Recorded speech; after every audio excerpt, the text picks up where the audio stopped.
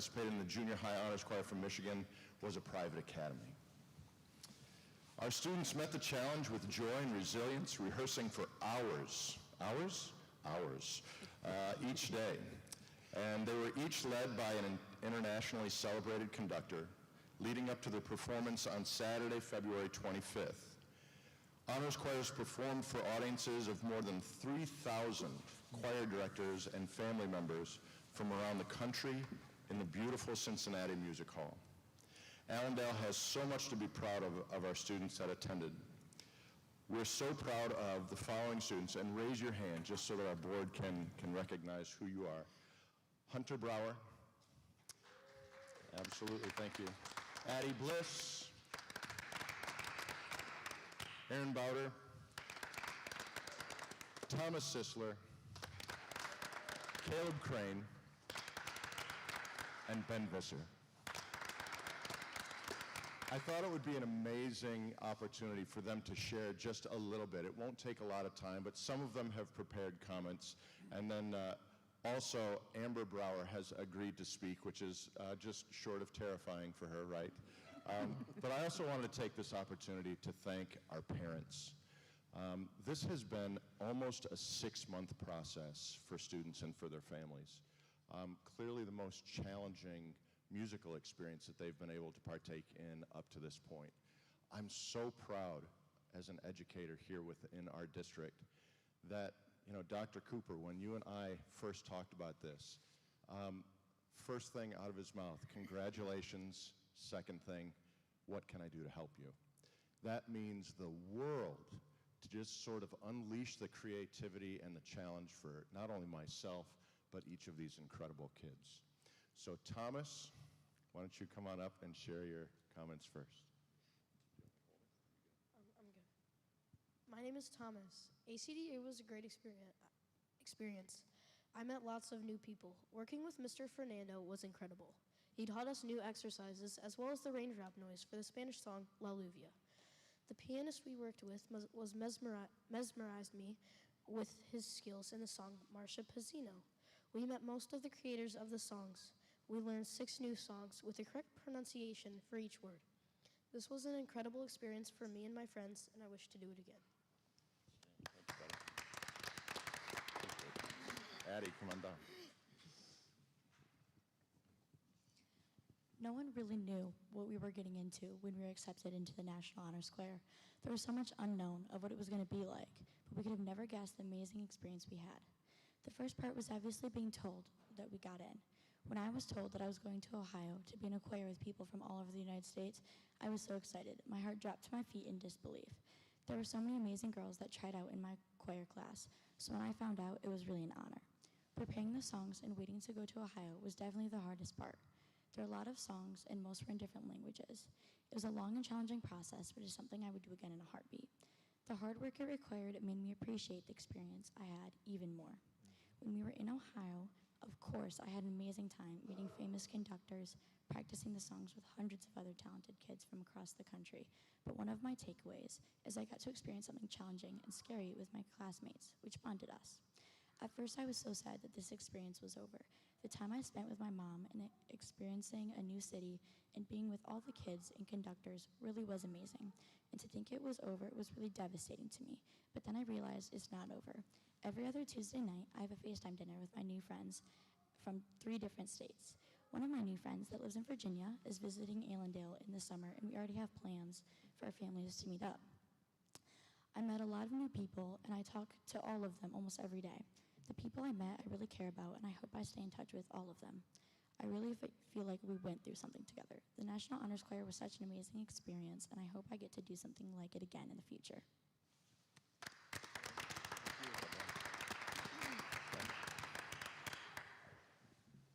My name is Benjamin. ACDA was one of the best experiences in my life.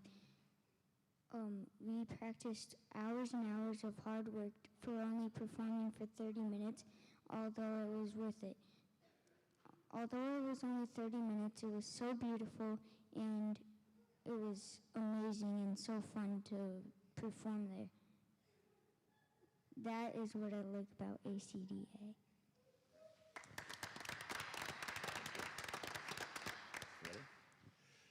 Those were sixth grade students. I can't imagine not only that experience to go sing in front of hundreds of kids in a different state, but to stand up in front of all you all with a prepared statement that they each did. So each of those were sixth graders. Now we have our one eighth grade student, Hunter Brower. Hi, I'm Hunter. When I got the news that I got accepted into the honors choir, I stood there with my jaw dropped. I knew that there was a low chance of me making it, and I immediately contacted my mom. Though I was excited at the moment, little did I know that there was much more excitement waiting for me when I got to Cincinnati. The hard work that I put in while learning the 7 songs was quite a bit, and to be honest, a lot of stress came with it. There were 3 songs that were in a different language, and they were Shagili, Jam, and Baroon Baroon. The other songs that I had to practice in English were Raise Your Voice, Imaginary Creatures, Why Not, and Hope Lingers On. When we got to Ohio, we signed in and had a smaller rehearsal. When we got to our hotel and got everything ready, then the next few days were 7 hours of practice. Towards the end of every practice, the conductor, Andrea Ramsey, told us to remember why we were there, and she would say, "Remember that you guys are the best singers in the country and you deserve to be here." That's when I really knew that I was a part of that choir. I really couldn't have been able to make it into the choir if it wasn't for Mr. Wurst, Miss Bolton, and Mr. Deswan. However, the person I'm really thankful for is Miss Green. When Mr. Wurst was busy teaching the class, Miss Green was in the practice room helping me with every note. Thank you guys for supporting us through the whole process of the honors choir. Thank you. Thank you. Thought it was important also to hear from one of our parents, and Amber volunteered first, so she got the lucky straw. Hi, I'm Amber Brower. I'm Hunter's mom. We had the opportunity to go with him to Cincinnati, Ohio. Let me tell you, the talent that we heard from these kids was amazing. I don't know what I was expecting, but one night while we were waiting in the hall for rehearsals to be done, we heard these kids, and it was just enough to give you the chills. My 9-year-old daughter was with me, and she just turned around and looked at me, and she said, "Mom, they sound like a choir of angels." And it was just an awesome experience all around. Mr. Wurst asked us what our favorite memory was as a parent. Forgive me if I cry, because I've been crying for weeks about this. I honestly thought that the final performance was going to be my favorite memory. And it will be a core memory that I will cherish forever and ever. But my most fond memory is one night we were sitting in the apartment, getting ready for bed, just kind of chilling out, watching TV. Hunter was quiet, which is normal for teenagers. And he looked over at me with the biggest eyes, and he said, "Mom, they keep telling us that we're the best singers in the nation."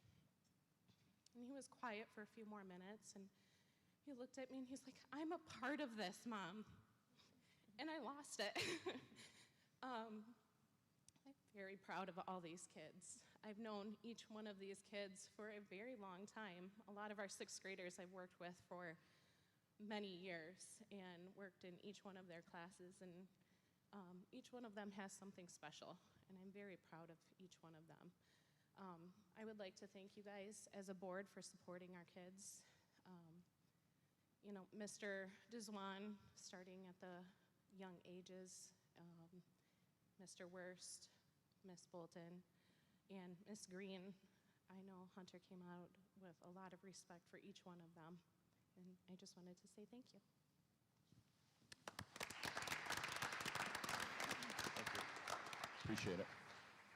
Well, Mr. Wurst, I heard a couple of the students talk about how honored they were to be selected, but we didn't hear too much about the selection process. So I'm guessing their name wasn't drawn from a hat. No. Tell us a little bit about No. what these young folks had to do to be selected. It was a tough process, wasn't it? It was a tough process. So each student had to prepare 3 different recordings, and they submitted those recordings for basically a blind vote or a blind adjudication that went with thousands of students all over the country. And so we worked for a few weeks. They were very specific about things that we wanted to do. We had 34 students who initially said that they were interested. 34 students put in the work to submit 3 recordings, and then we had these 6 students chosen out of that, a 20% rate, which is amazing at the national level. So when the students say, 6 songs, 7 songs, 60%, 70% of those songs that they were preparing were in foreign languages and never the same language. So, I don't remember who I said it to, but I said, this experience is meant to challenge you and to change you. And I'm so proud to say that it really has. That's awesome. And of course, you didn't just hand them the packet of rules and then say, come see me in a couple months, No, right? no, we chased them down. Mr. Worst, we appreciate all the work you did, too. Yeah, thank you. I supporting the appreciate it. students. Wonderful. I don't know if there are any questions from the board. Not unless they want to sing us something. Oh, look at the time. All right, next time. Thanks, We'll guys. prepare them. Thank you. Thanks again. Thank you, Mr. Worst.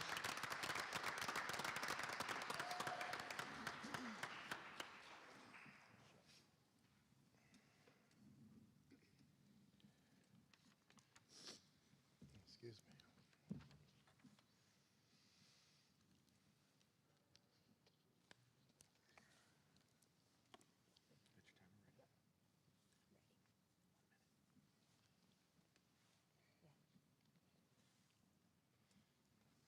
Yeah, I do think it's important to note that there are probably other young people in the state of Michigan who maybe could have qualified for this choir who will never know because their teacher didn't put in the work to give them the opportunity.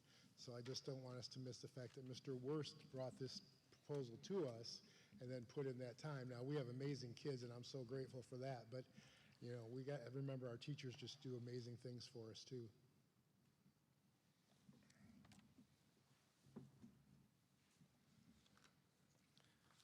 All right, now we'll move on to public comment. First on the list is Ronnie Allen.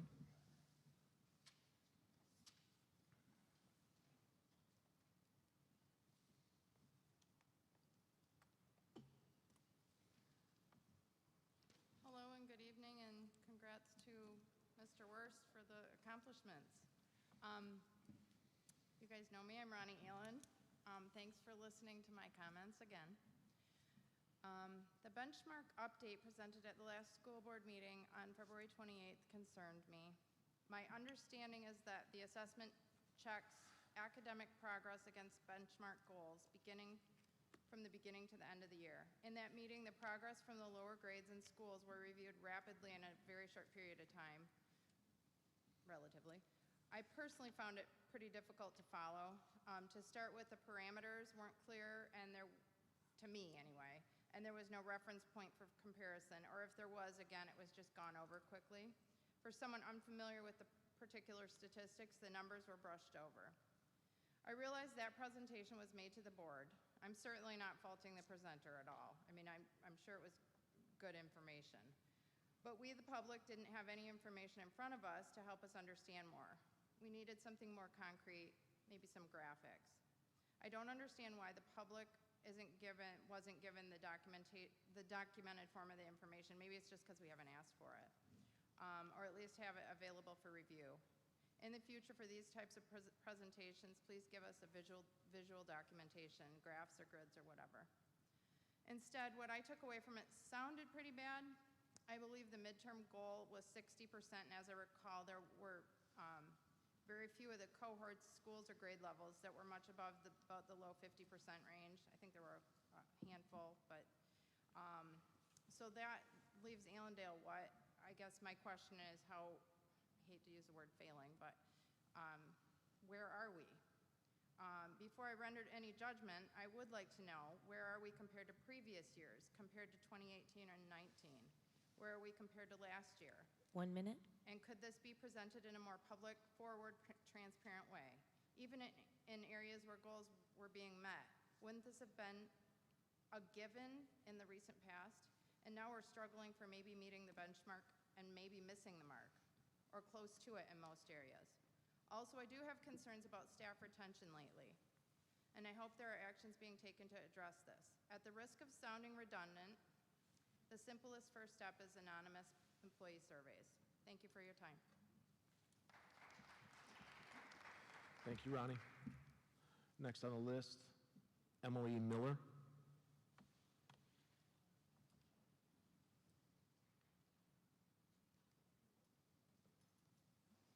Hello, my name is Emily Miller. I am one of the elementary art teachers here. I teach at ECC and at Evergreen. And as it's Youth Art Month, I wanted to highlight a few things happening in the arts in our schools. So tomorrow night and Wednesday are first grade music programs conducted by our conductor, Mrs. Reed, because we are going to be presenting Mr. Duck Means Business. I'm still looking for a duck costume, so if you have one, let me know. Thursday at Evergreen, we are having a Fine Arts Day, which is going to include a oboe trio from GVSU that will be led by one of our students' parents. Mr. Deswan and Miss Sui and I have been working to get them to come in for having music assemblies for our students. And then I also worked with artist and illustrator author Ken Vidro to come in to show his artwork and some of his square pair books to our students, so they have more introduction to see real musicians and real artists coming to see them for their experience. Next Tuesday is Fine Arts Night at Evergreen, and that will include artworks chosen from all of our artists around the school that will be displayed. That is from 6 to 7:30. And then the 27th and 28th are the Oakwood Fine Arts Nights, so save those dates if you can come. And I know this was mentioned previously, but I had 5 students whose art was in the Michigan Art Education Association Region 9 highlight show that was on display at the Western Michigan University's downtown campus. That was on display in February. 2 of those students have had artwork that has been sent to the state show and is now on display at the Ann Arbor District Library, so that's really going to be an awesome experience for them. There's a reception for them this weekend, so hopefully you'll be able to visit it. And that's it for art, but I wanted to also highlight the Inquiring Minds event that's happening on Thursday night. And we, as a mental health committee, we kind of wanted to get our parents more involved and give our parents and families and anyone who needs it more resources to help our students succeed. So some of the sessions that were brought up are just stress management and just impacting our students and how we can help them succeed early on. And there are sessions for elementary, middle, high school. There's going to be Jimmy John's supper. There's going to be childcare provided. And then there's going to be a few tables of other organizations that want to be able to help us and provide resources for all of our staff and our students, and our parents and families. So if you can come to that, that is it. Thank you. Thank you, Emily. Next, we have Troy Lampin.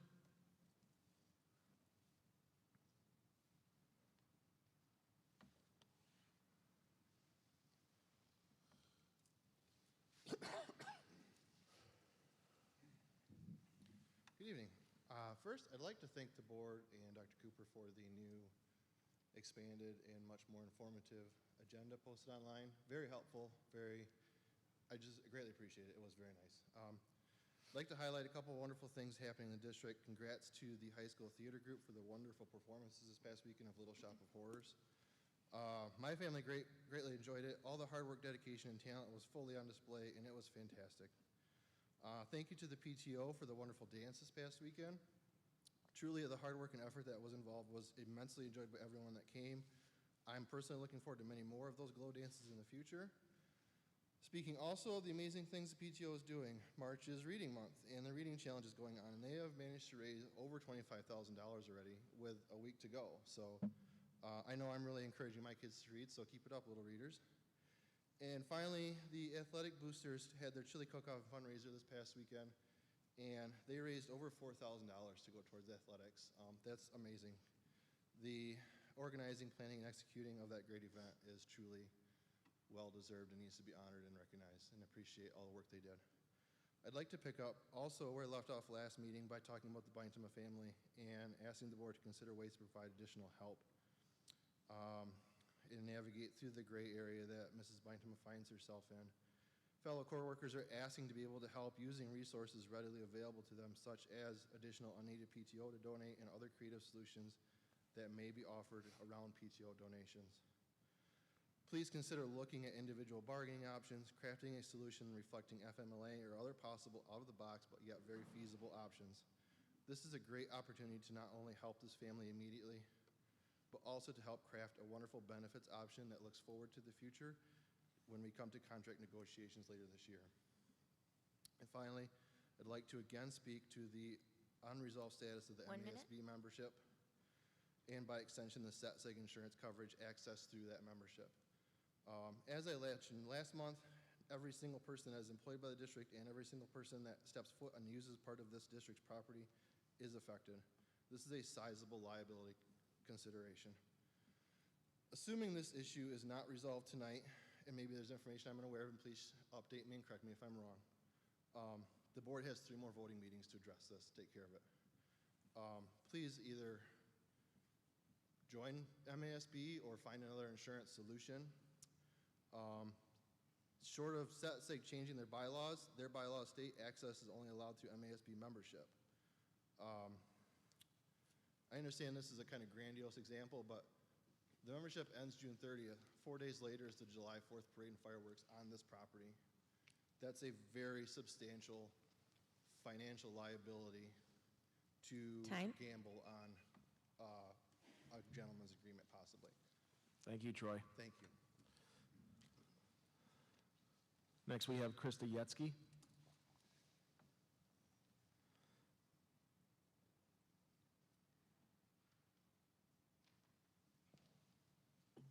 Hi. At the last meeting, the curriculum director presented the iReady assessment scores. Though the goal right now is to be at 60%, several grades were in the 40 percentile and there even was a 38%. These scores were presented without reaction by the presenter or the board. There are less than 3 months left to the school year. What is our confidence that those scores will make it into the 90s or even the 80s by the end? How much merit is put on these tests? If these were the scores at the end of this year, would we be failing the majority of our students? Or is this a random test that doesn't truly measure what our kids have learned? In trying to understand all this, I went to the MEA website. I looked at their professional development offerings for teachers, thinking that there would probably be a lot on how to get kids caught up and back on track. I saw a winter webinar series. Of the 25 webinars offered in this series, only a handful were on teaching practices and core curriculum. The rest focused on ideology and indoctrination topics, classes like maintaining a humanized classroom at the intersection of equity and care, connecting SEL and assessment, utilizing student identity and agency to foster love of math. That's the support coming from the MEA. That's their focus. Now, I don't know if that's who provides Allendale's PD training, but seeing some of the assignments that have been coming home, these ideologies are coming from somewhere. It stands to reason that the results of those trainings are having a huge effect on classroom time. If you take the ideologies and indoctrinations out of what teachers are expected to teach, that would free them up to focus on the core subjects of math, reading, science, and history. Our school is not a mental health clinic. We send our kids here to learn the core subjects, and currently Allendale is doing poorly at its main job. Most of the teachers are excellent, but probably are getting bogged down in all that they are asked to incorporate. This was apparent a couple of meetings ago when the music teacher spoke, and all I heard was her pride in the behavior analysis of her humans, and nothing about her teaching them to love music. I ask you, has all the indoctrination and psychology being pushed reduced the mental health issues on our students? Is that even being measured? Let's get back to what school is here for. Leave the parenting to parents, mental health to actual psychologists. Let the teachers do what they're best at, which is teaching these core subjects.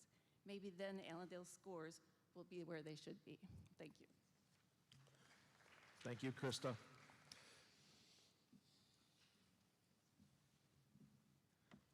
Debbie Culbertson.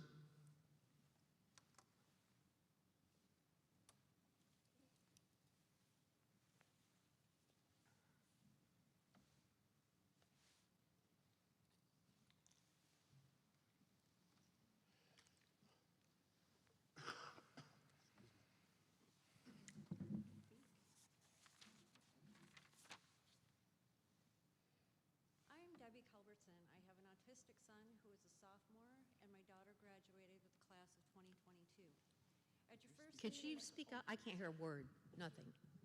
at your first meeting, you voted to leave the MASB and join the NSBLC. That vote passed. It didn't almost pass, you did pass it. If it wasn't for Mr. Thurkettle pushing to revisit that vote, we would be in the NSBLC now. The organization that believes that my autistic son doesn't belong in a regular classroom. Thanks to FOIA requests, we know that you lied and you've been considering this group for months. You knew what their vision for special needs students was. You passed it anyway. If it wasn't for the public that was able to get involved, that caused you to back away from that group. That same night, you voted to hire Coleman Legal Group. Again, you lied. You lied about how long some of you knew about this proposed change. You lied about vetting other firms, and you lied about how many school districts they represented. The answer is none.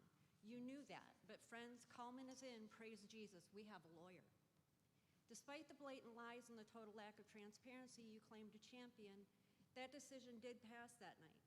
It passed with zero input from the public. Mr. Thurkettle has asked twice now to revisit that vote, and you've ignored him both times. Unlike some of you, my children actually attend Allendale Public Schools. Unlike your children, mine will actually pay the consequences for your bad decisions. I have skin in the game, and I am not comfortable with my kids being the guinea pigs for a lawyer whose only experience with schools is not representing them, but suing them. I ask you to listen to Mr. Thurkettle, rescind your votes, be transparent with the public, properly vet other firms, and make this decision the way it's supposed to be done, and not through a group text that the public can only see through FOIA requests. Thank you. Thank you, Debbie. Janine Gasper.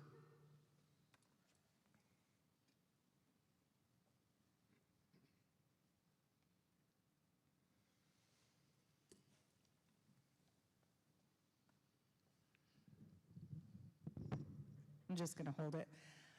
Good evening. I'm Janine Gasper. I have children currently attending APS, unlike some of you, and yet your decisions directly affect my kids, their amazing teachers, and the culture at APS, leaving some of you completely unaffected. At the end of the day, you represent me, and I have unanswered questions. Why did the board vote to not go forward with NSBLC, but has not done the same with the Common Legal Group? I do not believe the reasoning for this has been fully shared with the public. You have yet to share why Troon was deemed no longer qualified and why Common was suddenly the best choice. As I mentioned last time, and as others have expressed concerns over, Common has zero experience with representing public schools, only with suing them. Further, during discussion meetings, I noticed that when questions were asked of certain board members, they simply chose to say they had already answered or they deflected. If you are claiming to represent parents to give us a voice, but do not use the extra time you have given yourself to explain your decisions going forward, all you have achieved is costing the school more and costing us our Monday evenings. Further, when I attended the amazing production of Little Shop of Horrors on Saturday, which I hope all of you attended since you know you're school board members, I noticed that Ruth Crow's picture is still hanging on the Alumni Wall of Fame. She explicitly requested that be removed, and you aren't listening to her, you aren't listening to the public, or each other. You guys need to do better. Thanks. Thank you, Janine. Next, we have Kyle Stelmach.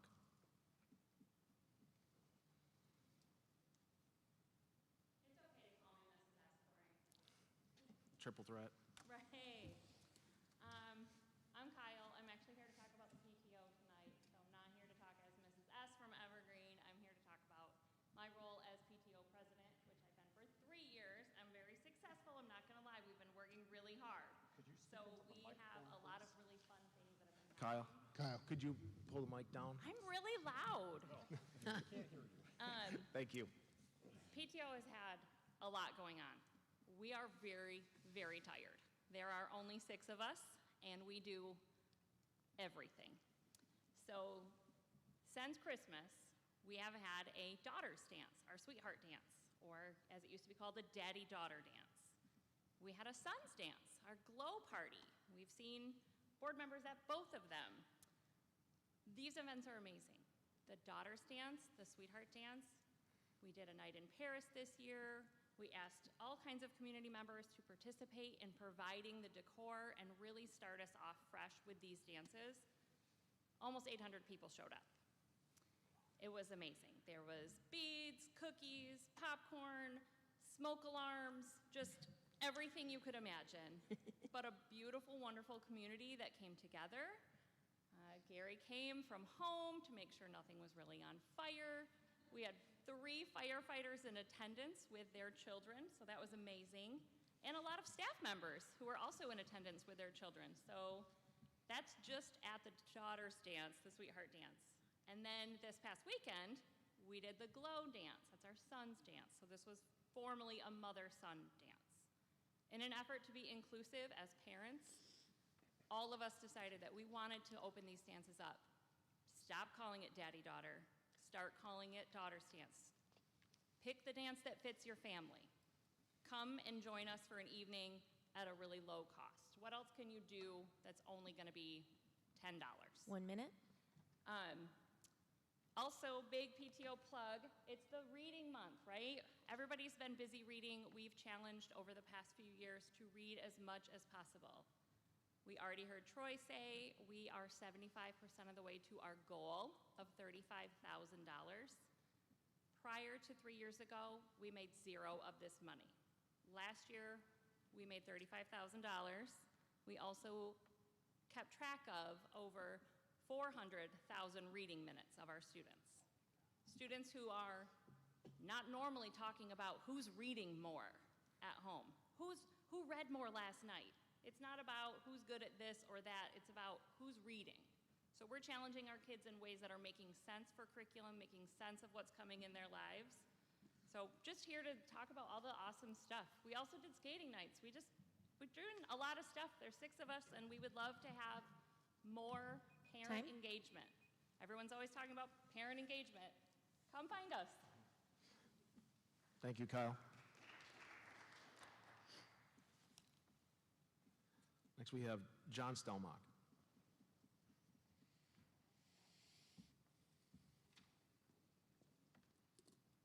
You can also call me Mr. S, it's okay. Well, good evening, I'm John Stelmach, father of 2 children in Allendale Public Schools. I want to start with some really fun stuff. So first, my family, a group of friends, and I attended Friday's showing of Little Shop of Horrors. That was an amazing show. I hope you made it. I hope you supported everybody. We have a very talented student group. The singing, oh my gosh. The stage design, the lights, the sound, awesome. All of it's awesome. And these beautiful facilities. So thank you for that opportunity and for putting it on. I can't help but think about the growth for everybody involved, the building the confidence, what it takes to be able to sit up there, right, to perform in front of a full theater. Events like this really help grow our students. I want to thank the PTO for another great dance. I had the opportunity to help with the Saturday Glow Dance. Everyone seemed to have a really good time. And thank you for the PTO for their hard work for this and all of the volunteers that helped set up. I also want to thank the board tonight for the detailed agenda. Love it. I'm a nerd. I was reading it last night. Thank you very much. So building into that, for some of your votes tonight, talking about policy 3112, I know you're voting on this toolkit. I support adding a toolkit to clarify the process. I do not support removing 3112 and replacing it with only the toolkit. Reading through 3112, though, I do see some potentials for clarification. First, there is a missing check and balance. If the communicator does not feel that the message is getting to the right audience, what is the appropriate policy to do that? I don't necessarily need to know, but do the staff and do the administration and does the board fully understand that? And then finally, a system of checks and balances for when the public has a concern. What is the correct medium if I have a concern? Do I go through Dr. Cooper? Do I present right here at the board? I would love to know what that appropriate process is. 1 minute. And those processes should set expectations and boundaries. For your future consideration, last meeting I spoke about the potential move to the Coleman Legal Group. Again, I do not support this move to the Coleman Legal Group. They have shown as a constitutional lawyer, they are highly supportive of one political party. The school board is nonpartisan and should not align with legal representation, which supports one political party. Their membership in the Great Lakes Justice Center is concerning. Rather than aligning with your mission to support or to educate, inspire, and support all students, their beliefs rather align with supporting the traditional family.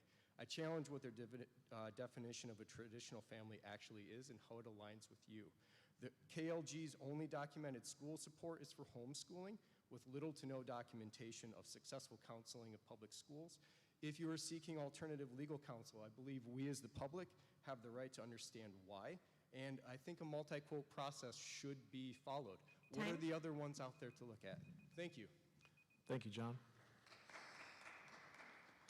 Next, we have Kevin Crow.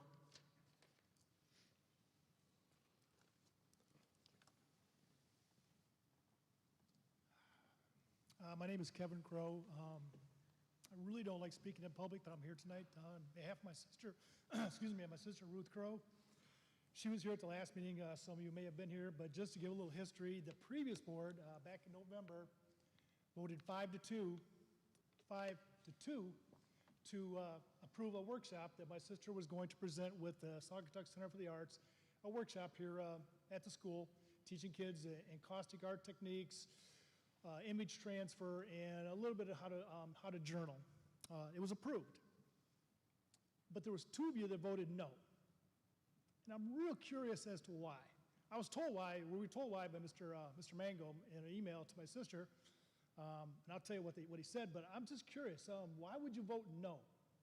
This is a Hall of Fame member, Olympic athlete, former police officer, Army veteran, and you voted no. And after the last board meeting, Mr. Mango emailed my sister and told her that they voted no because they felt the workshop was political. I looked up that word, the definition of it, and I think 2 of you should look that up too, and I know exactly who you are. You voted no. Look it up and see what political means, because how is an art workshop political? Just if you could tell me in person, to my face, or even an email, just explain to me why you thought it was political. I'm really curious because it makes no sense. It was an art workshop. Your art teacher at the last meeting talked about encaustic techniques. My sister is an expert. She's been doing it for years, could have taught her so much, and these kids so much, but you voted no. And then at the last meeting, before the last meeting, the school decided, didn't matter what the board said, they were going to rescind that invitation, and she was told she was not welcome at this school because she was gay. In this day and age, I used to be a proud alumni of Allendale. I was class of 76, not anymore. She sent you guys a letter reminding you again to take her off the Hall of Fame. If her picture is still up there, she actually sent you a letter telling you to do it. Please do so. Take her off the wall. She does not want to be a part of that. It's just amazing that you guys would do that, to uninvite her because of what she is, not who she is. She could have taught these kids so much. I mean, what are you afraid of? The gayness is going to rub off on these kids? That she's going to try and groom them or recruit them or something? What a bunch of bull. They have more chance of being groomed and abused by one of the teachers or one of the coaches. Allendale has a little bit of history there. If you want to look back, you have a chance. If this board votes 8-0 to let Ruth come back and do a workshop, she'll rescind her demand to be taken off the Hall of Fame. But it has to be an 8-0 vote, unanimous. That's the only way. Other than that, take her name off the wall. Thank you, Kevin. Is there anyone else that would like to speak? Okay.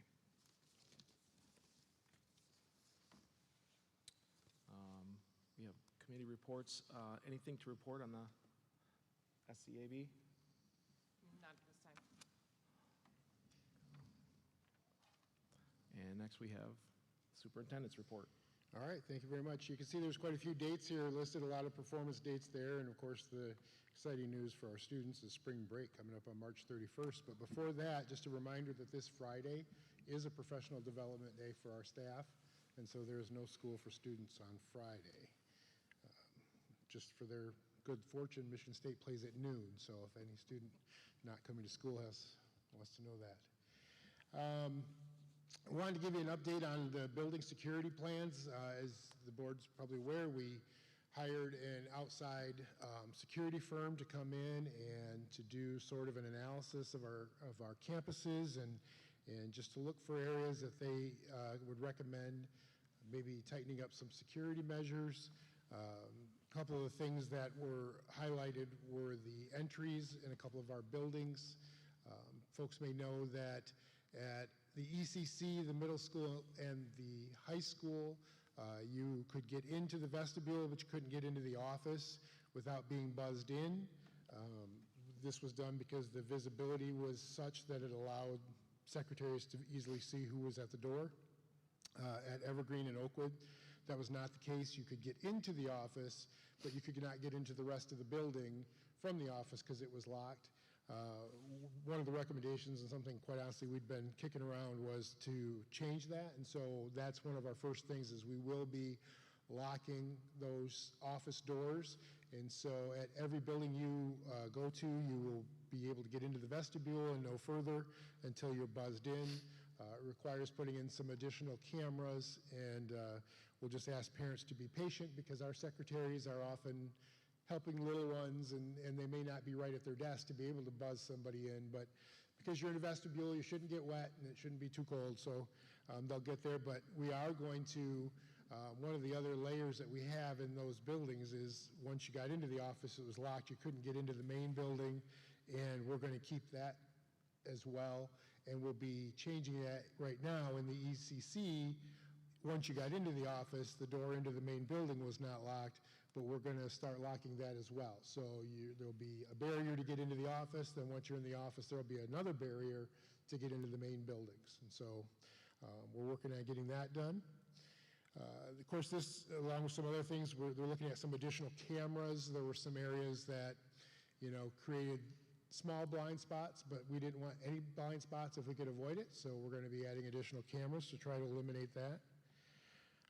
We were working on numbering our entryways. This is something that we've done years ago, so if you look at the outside of a building, you might see above one of the exterior doors, it might say A or O, M, and that was so that if you had to notify law enforcement that there was, or first responders, that, hey, we need you to come in, here's the best way to get to us, we're by door A. Well, we had not done all the exterior doors, just like the entryway doors, but like the doors to the gym don't have letters over them. So we're going to be lettering all of the doors that can get you into the building.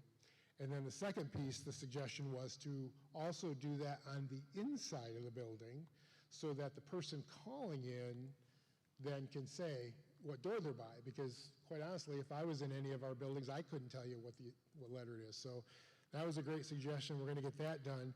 And then we had a meeting of our crisis team last week, a subcommittee, mostly of the parents, and Mr. Torno, Mr. Mulder, and I. And one of the parents made, I thought, just a fantastic suggestion. We never think about it, but our classrooms are all numbered. But again, if you're inside the classroom, if you're a guest teacher and you need to call for help, you have no idea what room you're in, most likely. I mean, maybe they're going to tell you in the morning when you come in, but who's going to remember that? And so we will be looking then to also number the classrooms, every room on the inside as well. And so just kind of excited about those changes. I think it just adds that additional layer of security for our students and our staff, and getting those worked out as quickly as we can get things ordered in with the supply chain and all that. But yeah, pretty exciting. Don't know if anybody had any questions about those security plans. We continue to, I think it's, oh, I'm sorry, I don't have my calendar. I think it's next week.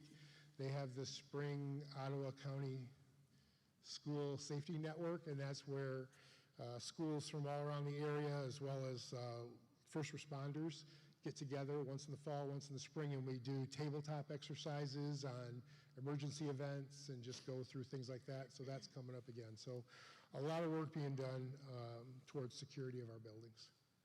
Hey, Garth, who met with the third-party group beside yourself? Mr. Torno, Mr. Mulder, I believe Mr. Nybor was in that meeting, and Gary, I think that's it, wasn't it? Yep, so the four of us. Okay.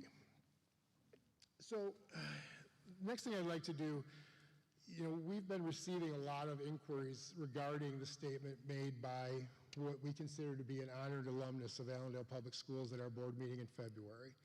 And just so everyone knows, when that request came in, we've never had that request before, took some time to have some conversation.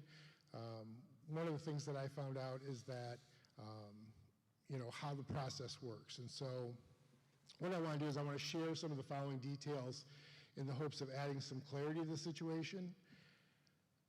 So in November, when our high school art teacher and high school principal brought a proposal to the board which would provide our students with an opportunity to interact with the Saugatuck Center for the Arts, which is closely associated with Miss Ruth Crow and her artwork, the title of this program was the Journal Project with Ruth Crow.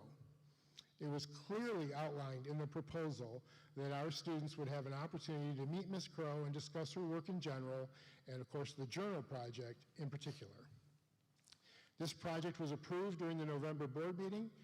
Our students participated in this project throughout February, and this project is going to culminate with our art students taking a field trip to the Saugatuck Center for the Arts this week to see Miss Crow's Journal Project.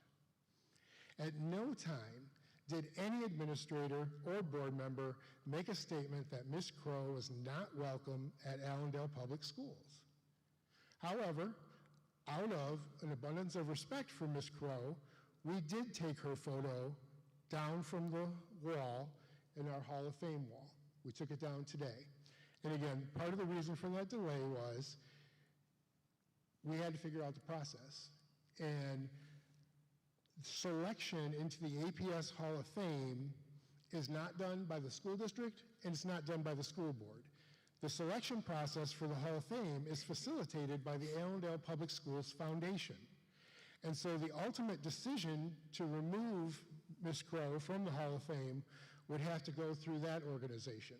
Again, she no longer wanted her photo on the Hall of Fame wall, and it's been removed.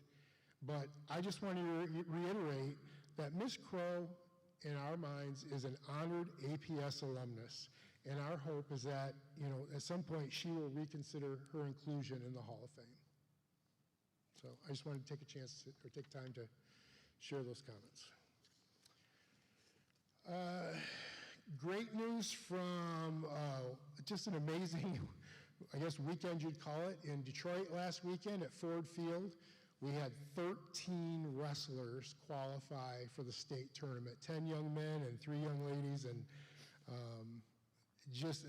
that's phenomenal. Schools get 4 or 5 wrestlers, and they're just ecstatic, and we had 13. Coming out of that, we had 7 of the 13, so more than half of our wrestlers are state finishers. You got to qualify by making it into the top 8. And again, that is an incredible accomplishment.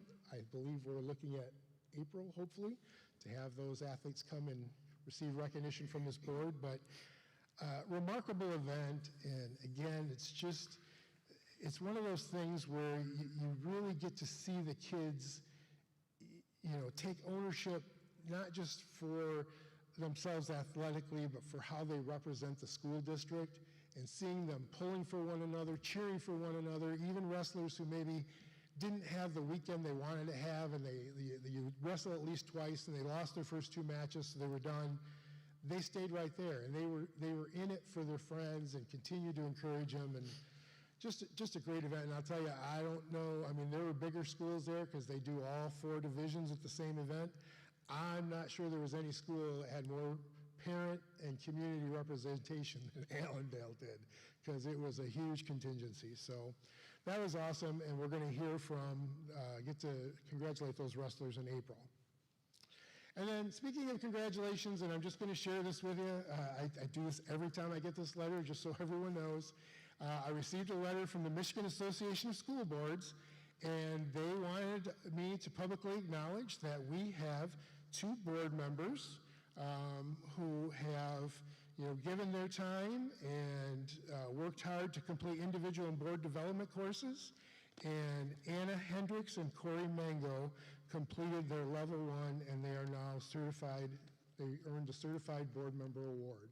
And so congratulations to you 2. I think that's nice accomplishment, and wanted to share that. And that is all that I have.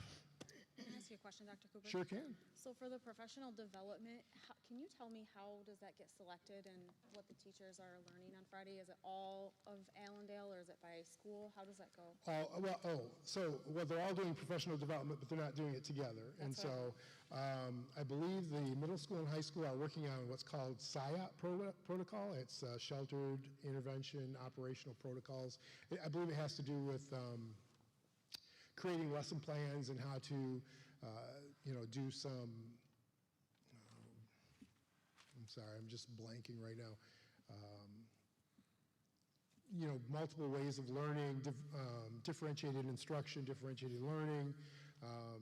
It's just a great way to present your ideas to make sure that you're hitting standards. And so I'm pretty sure this is the second day of that training for both those groups, so they'll be wrapping up with that, and we have consultants coming in to help us with that. At the elementary level, I just looked at the schedule, but I can't remember exactly what they're working on, but they'll have their own, I think they may be working on some literacy standards. But we do surveys with our staff to find out what kind of professional development opportunities they're looking at. Sometimes it depends on if it's their curricular areas cycle for review. They might be using some of that time to talk about, what areas they need to address and those kind of things. So, sorry, I didn't think to bring that schedule, but it is individualized, and then we would have our those departments that are not like our music department will be working on specific goals. Our special education will have their own specific goals, and a lot of that comes out of either department meetings, grade level meetings, or through the surveys that the staff does to kind of give us an idea of those areas they'd like to address. Thanks. Yep. And we do try to use our, what we call internal experts when we can, because we got a lot of teachers who do great things, and they're really good about sharing their ideas and their expertise, so that fits into that.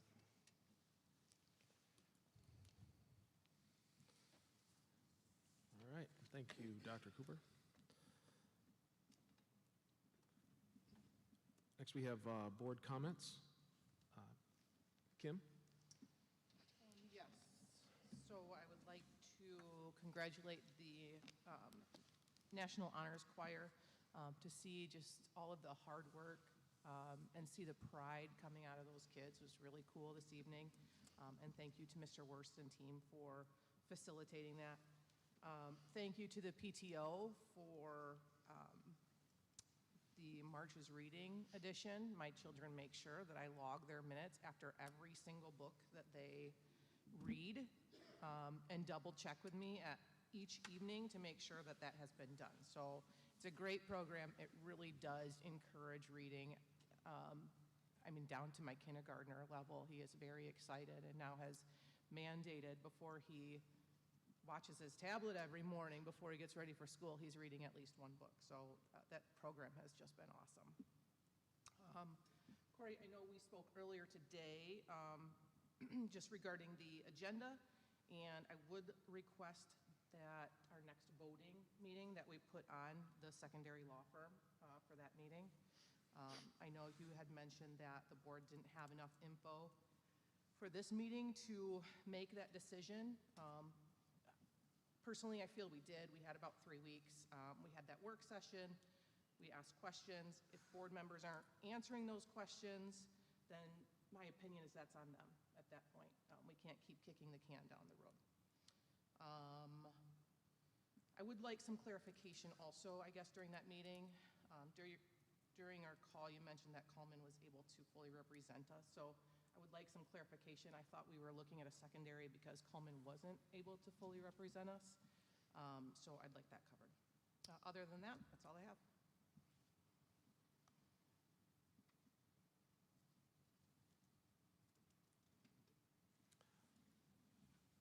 Liz, go ahead.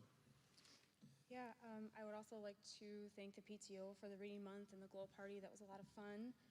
Congratulate the Honors Choir. That's significant commitment on their part. 13 state wrestlers, which is really cool. I do appreciate the teacher updates, so anytime the teachers come, I really find that valuable to kind of hear what's happening in the school. I just want to say that I would like to see this board really kind of focus on educational content. I appreciate some of the comments on some of our iReady scores and kind of what we are going to move forward doing that, and also with helping our teachers and kind of hearing what our teachers and our staff would like. I would like to see us really buckle down and focus on improving those aspects of our school too.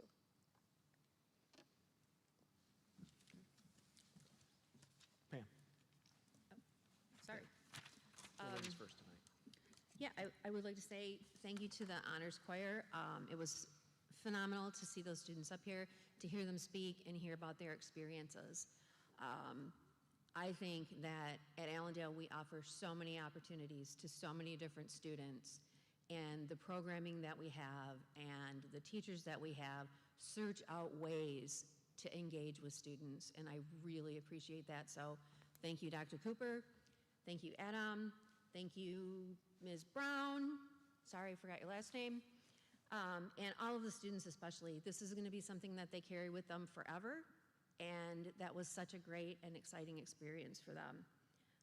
Also, I want to remind people that we have the Michigan Science Olympiad coming up this coming Saturday at Grand Valley State University. This is our district tournament.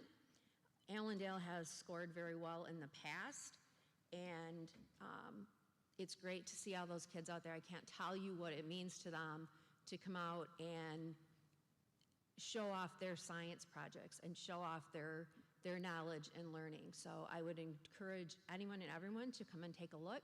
A lot of the events are open. You can sit in on the testing, and the medals are presented around 5 o'clock, 4:30, somewhere in there. So I would encourage you to do that. Also, I am a founding member of the Allendale Public School Foundation. And I don't know if Kevin is still here, but I will try to touch base with him when I leave. I have been incredibly proud of the work that we've done in the Allendale Public School Foundation. We've raised a tremendous amount of money. We put a lot of hard work into it.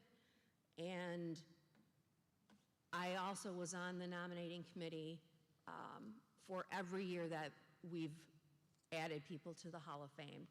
It breaks my heart that we have come to this location. I just need people to know that I feel bad about this, and I want you to know that when we nominated that group of people, we didn't ask what their sexual identity was. We didn't ask anything else.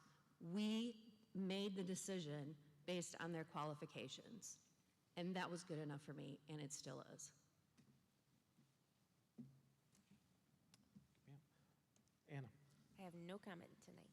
Thank you. No comment tonight. Josh. Yeah, thank you, Corey. Yeah, I'd like to just bring up something that a couple of people have brought up to me this past week. So in our previous meeting,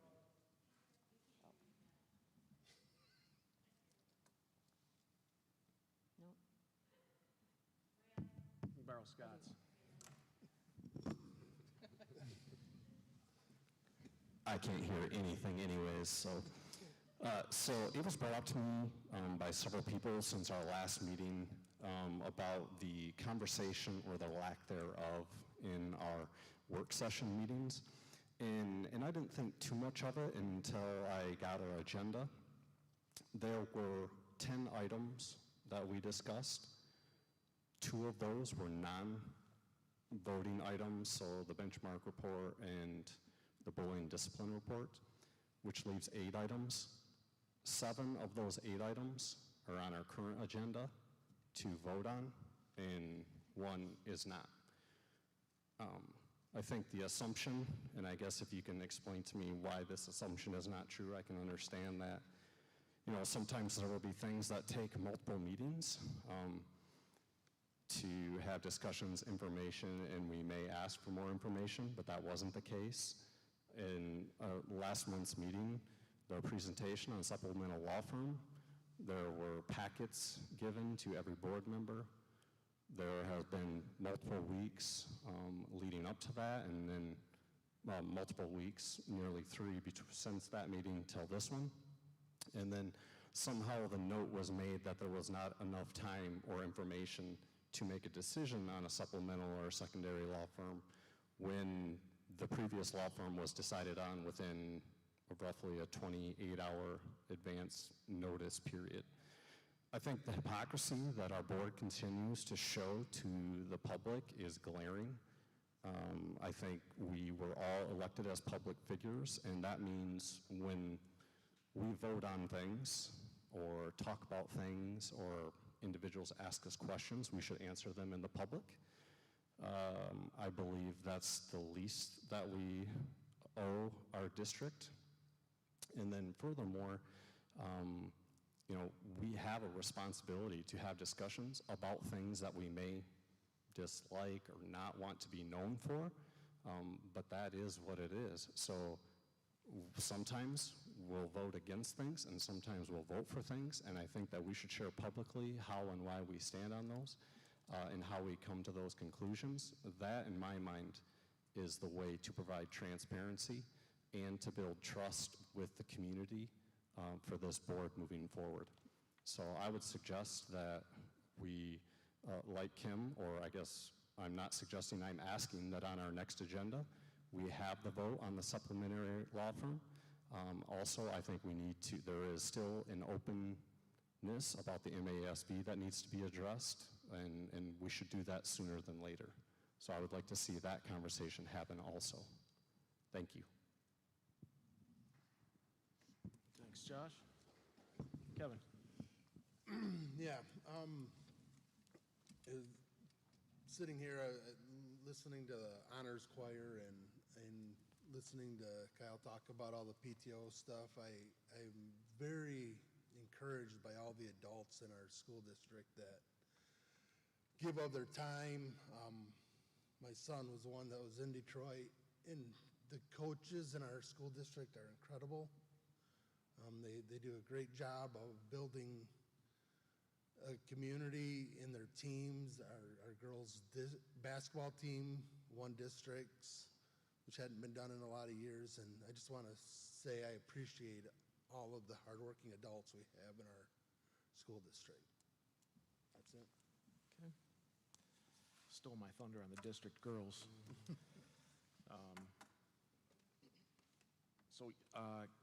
Yeah, I had a good conversation with some fellow board members today, and I think coming out of that working meeting, it was not clarified whether or not we were going to continue on with that the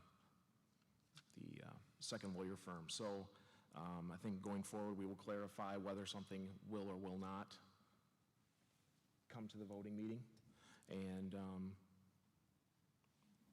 yeah, we'll get that on the agenda for the next working meeting. Real quick on the choir, if you have never been to a choir or a choral concert in a venue, it is something special. So I encourage you to go out and see these kids.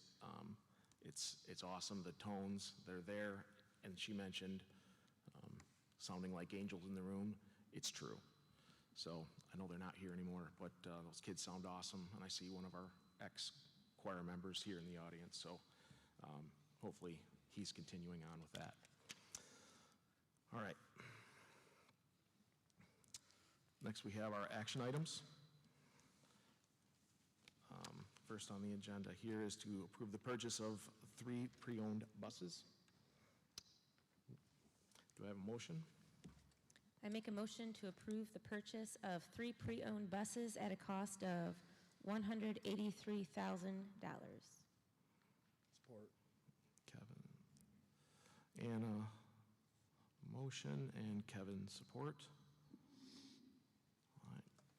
Yeah, this was first presented at the working session last time, and Scott and Mike both gave some background information on that. We basically had 3 buses that were 2005s that had been black tagged, which means they were not being able to use anymore, and so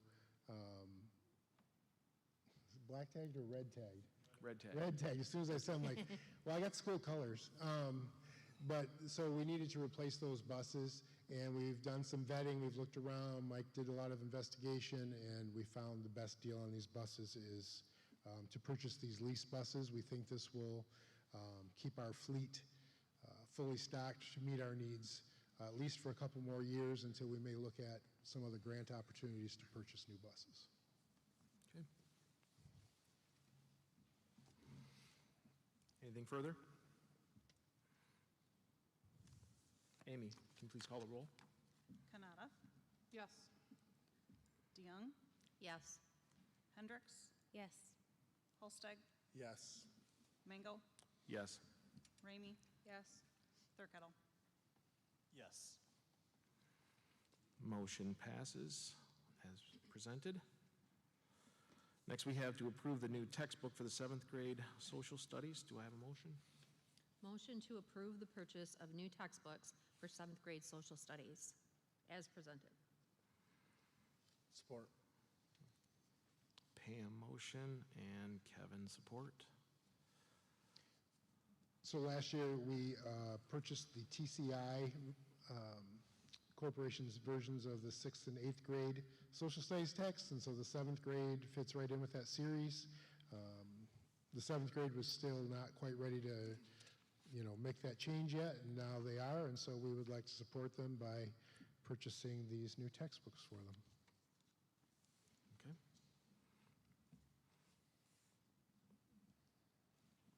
All right. Amy, please call the roll.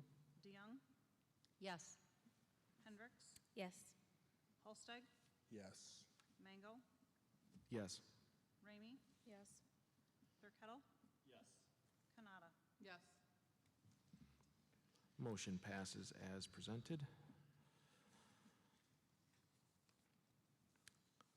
Next, we have the new textbook for AP Economics. Have a motion, please? I make a motion to approve the purchase of new textbooks for AP Economics. Support. Motion by Anna, support by Pam. Yep, the textbook that's currently in use is a previous edition, and so this is technically the same book, only it's an updated edition, and it's the one that is supported by the College Board for use in the AP Economics class.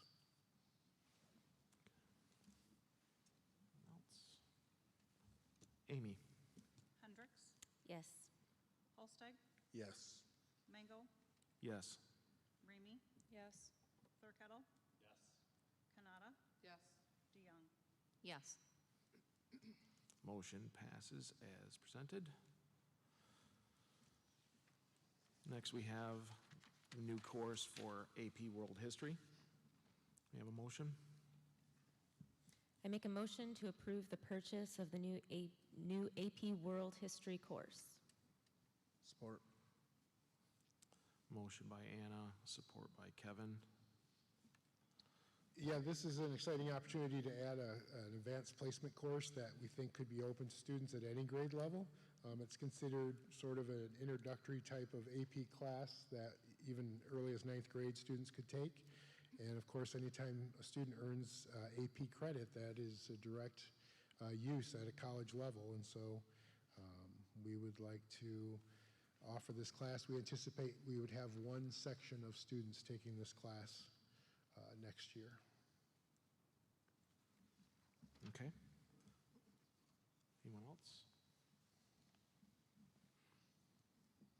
Josh, if you're speaking, I can't hear you. I'm just kidding. Amy, please call the roll. Holsteg, Yes.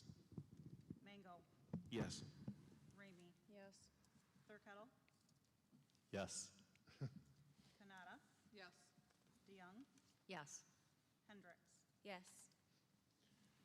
Motion passes as presented. Thank you.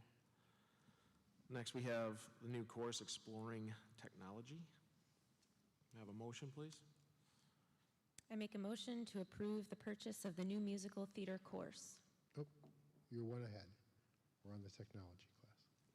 What's that? E. Back it up. I make a motion to approve the purchase of the new Exploring Technology course. Support.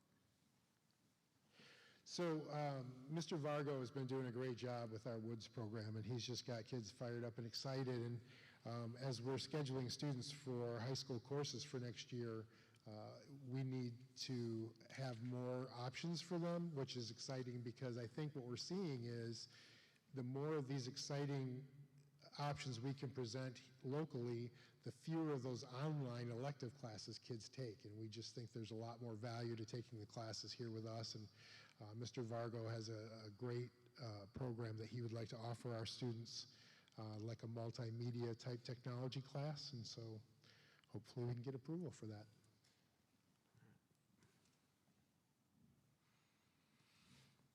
Anything further?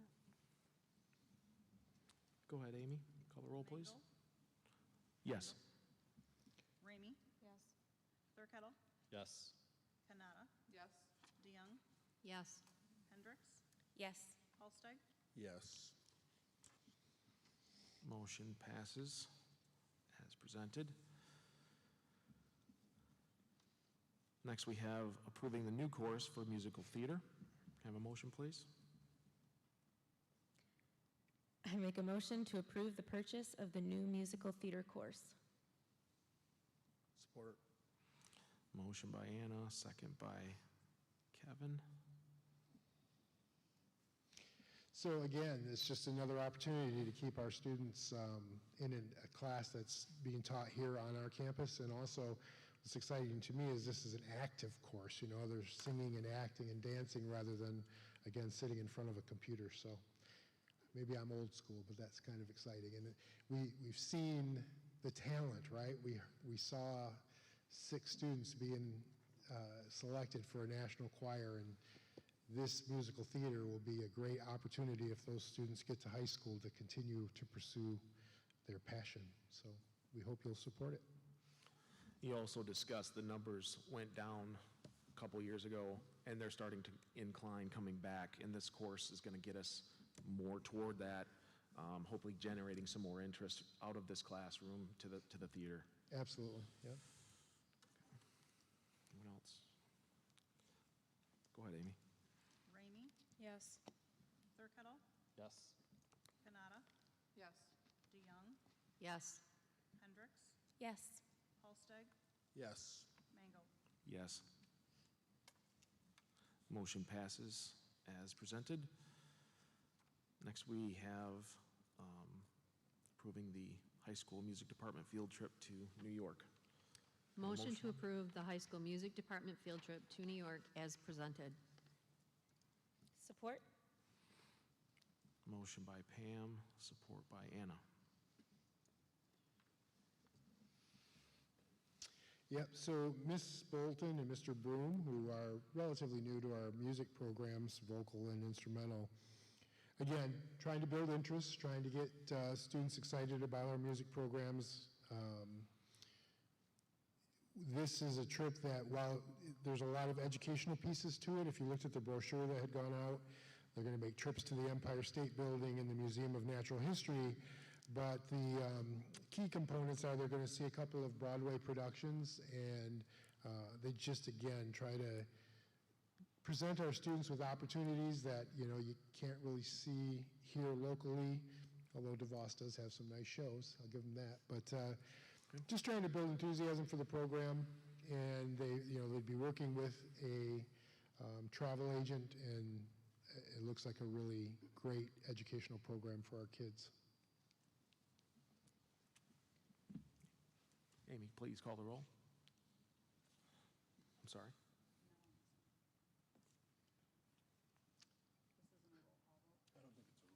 Oh, it's not, okay. All right, all in favor? Aye. Say aye. Aye. Aye. All opposed, say the same. Motion passes as presented. And that one is a roll call. Okay. Next, we have the high school music department field trip to Chicago. I make a motion to approve the middle school music department field trip to Chicago as presented. Support. Motion by Kevin, support by Pam. Again, another way to build interest in the program and kind of reward kids for their hard work in our music department. So our 8th graders would spend a day in Chicago experiencing the culture and performing arts at that grand scale. So I would believe we've made this trip multiple years in the past, and so we'd like to support it again.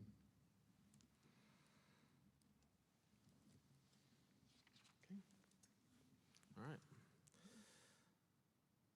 All right, all in favor, please say aye. Aye. All opposed, say the same. Motion passes as presented. Next on the agenda, we have changes to Board Policy 3112. Have a motion? 5310. Yeah. Oh, I did.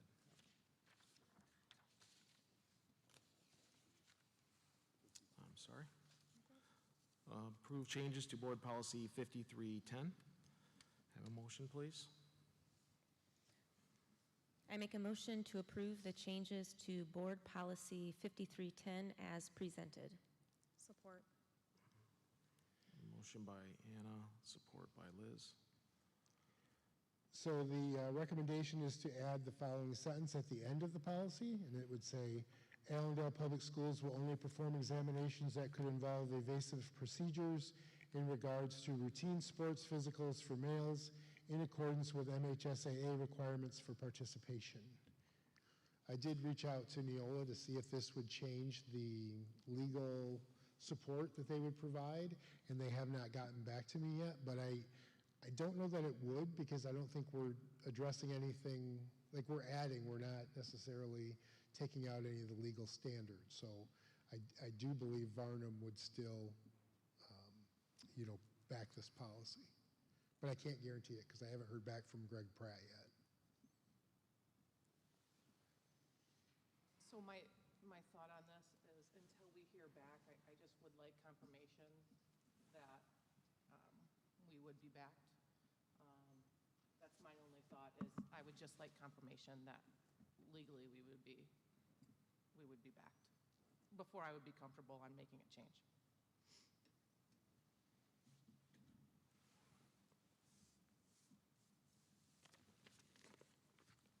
Do you want to move to postpone it to the next meeting? I mean, Do you want to?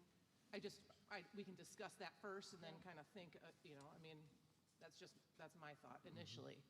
I would be okay postponing it, but I just thought if anyone else wants to make a comment on it. I'm not necessarily concerned just with, Dr. Cooper's reference to it's adding, not taking away, but there's not a rush to vote on it right now either. So I'm fine with that.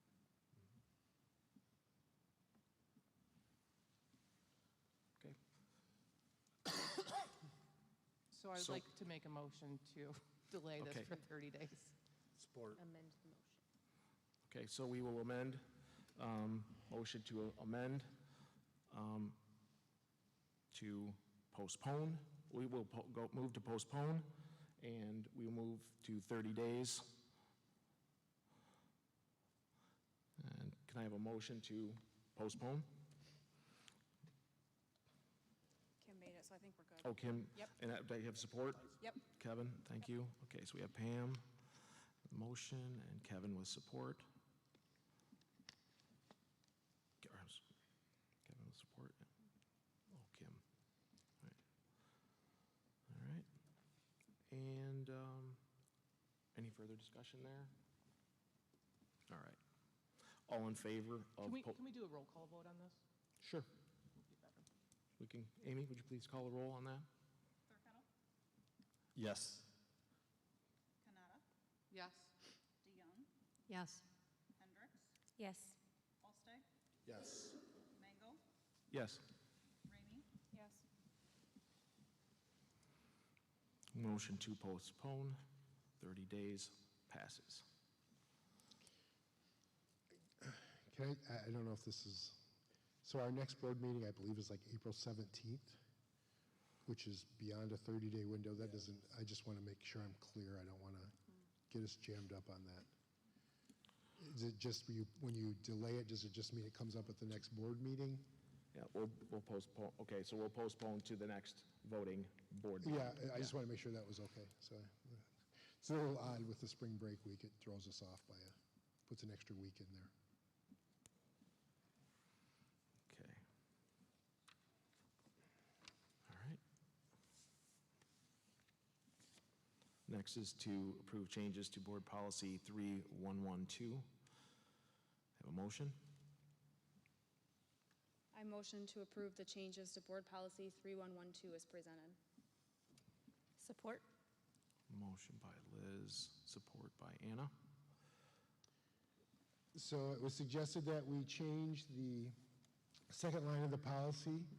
It would now read, "The basic line of communication shall follow the established procedures outlined in the communication toolkit," which we presented at the workshop, or work session, excuse me, a couple weeks ago. And then it would have a link to that as well. And I think that addresses actually some of the concerns we may have heard this evening. It talks about if you have an issue with discipline, you talk to the teacher, kind of the process that you follow, and it's really clear. It's for, parents and community members and staff, and, we would put a link right here in the policy itself that would take you to the toolkit, and so that's the recommendation. So to clarify, we're not deleting the policy, we're just adding that this is our line of communication, right? That's my understanding. And then if we do pass this and that communication toolkit is in there, is that something that can be mailed or emailed out, like when the principals do their updates to all the parents so they have it? Absolutely. It probably would be a good thing to include in welcome back packets in the fall, right away at the beginning of the year. And of course, it'll be posted on the website. And that toolkit hasn't changed from our work session, right? No. There was no updates to it. Obviously the link didn't work. Yeah, the link's not working. Oh, yeah, we don't have the link active yet. So there were no changes made to that Nope. document? Okay.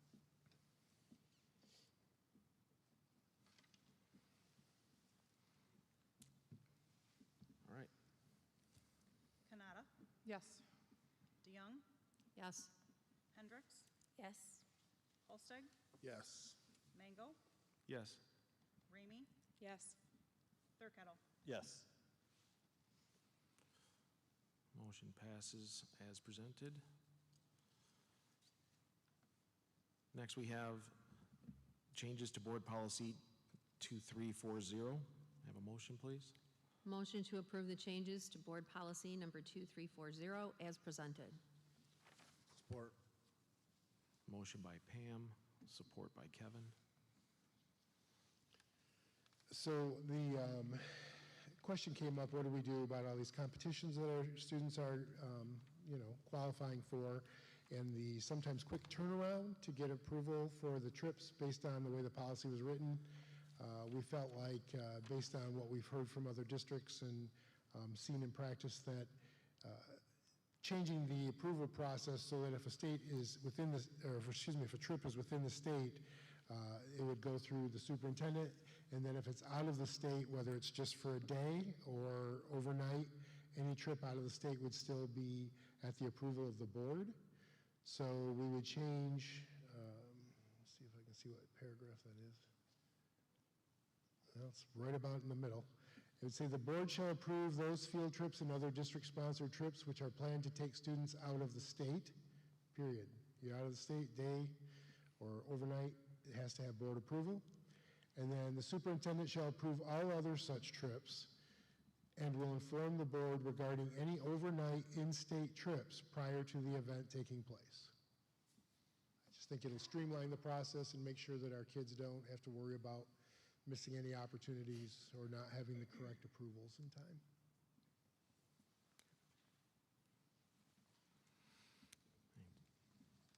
Discussion?